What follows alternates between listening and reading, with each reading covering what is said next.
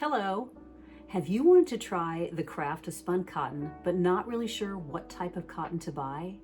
I've been a spun cotton artist for the past 15 years. I learned through trial and error. There wasn't a lot online. There wasn't much information at all, actually. It was a lost art. And through trial and error, I bought a lot of different types of cotton and used it. Some were successful, some were not. So I've narrowed it down to several types of cotton that are great for creating spun cotton. And I'll save you hopefully some time and money from what I learned those years ago. When creating with spun cotton, there's a variety of cottons that you can choose from, as you can see. There's needled cotton batting for quilting, it's 100% cotton. There's cotton balls.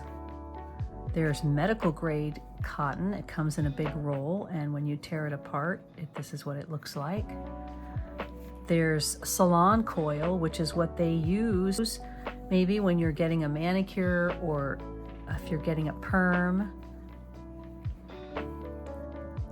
There's also the cotton that comes in cotton cord or piping.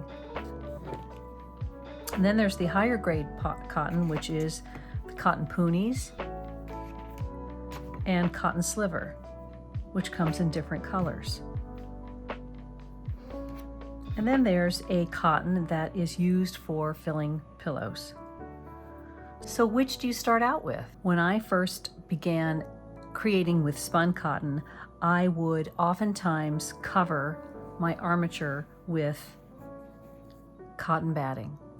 And you have to ensure that it's 100% cotton, and I would tear it so that the edges aren't seen. You can also start with cotton balls, and basically you just unravel the cotton ball. This is very bumpy, and I found when I started that this wasn't really the best way for me to spend my time unraveling this. I opted for the salon coil, which is very cheap. I got a bag of it on Amazon, and you simply tear pieces apart and then use this to wrap around your armature. This cotton is great for filling out shape you want to create as a first layer. The other item that I used was medical grade cotton, which I also got on Amazon.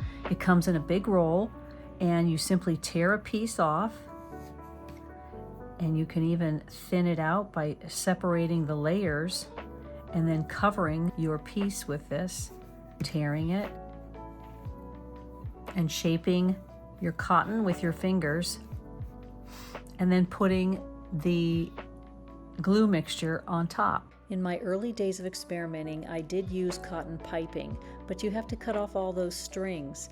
I would cut it into a foot long and then tear it apart and wrap it around, but it's expensive and it's difficult to find.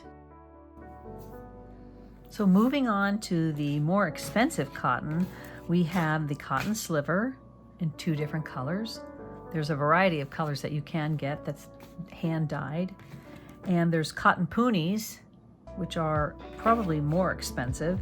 And then there is the nice fluffy cotton that you get for pillows. Cotton sliver or roving is a continuous untwisted rope of cleaned carded cotton. It comes in short or long fiber, and I prefer the short. I will take the roving and thin it into smaller strands and then wrap it around my armature. And when I say I use it as a finishing cotton, what I'll typically do is fill out my armature with the salon coil or medical cotton and cover it with either poonies or cotton sliver. But if I'm making something that's really thin, I will just use the cotton sliver or poonies. Now the cotton sliver does come in a brown. Different artists might use this for the whole, to fill out a whole form. But I prefer to, if I'm going to do something thick, I prefer to start with the medical grade or the cheaper type of cotton and then use this as my final covering because that way I'm not spending a lot of money. I found both of these on Etsy. There's also cotton poonies, which I do use quite often, depending on what color the finished piece is going to be. I'll decide if I'm going to use the white or the brown. Cotton poonies is carded cotton that has been rolled up. So to use it, you simply unroll it, and then it creates large sheets that you can use over your pieces. So you just wrap it around and then cover it with your glue mixture.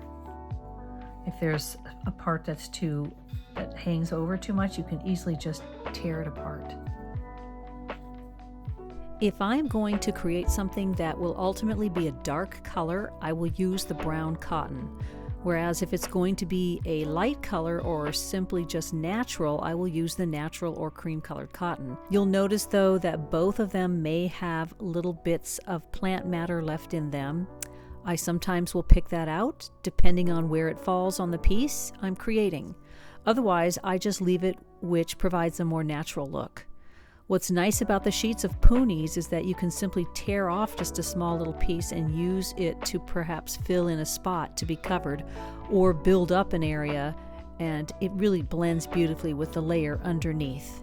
And then we come to this product. It's organic luxury cotton stuffing. This is really great too, because in some ways this is kind of like a cotton poonie. It comes in, as you saw, a big pile, and you can just take pieces of it. It has no little bits of matter in it, and you can create your own little sheet with it. So if you're wanting to cover something,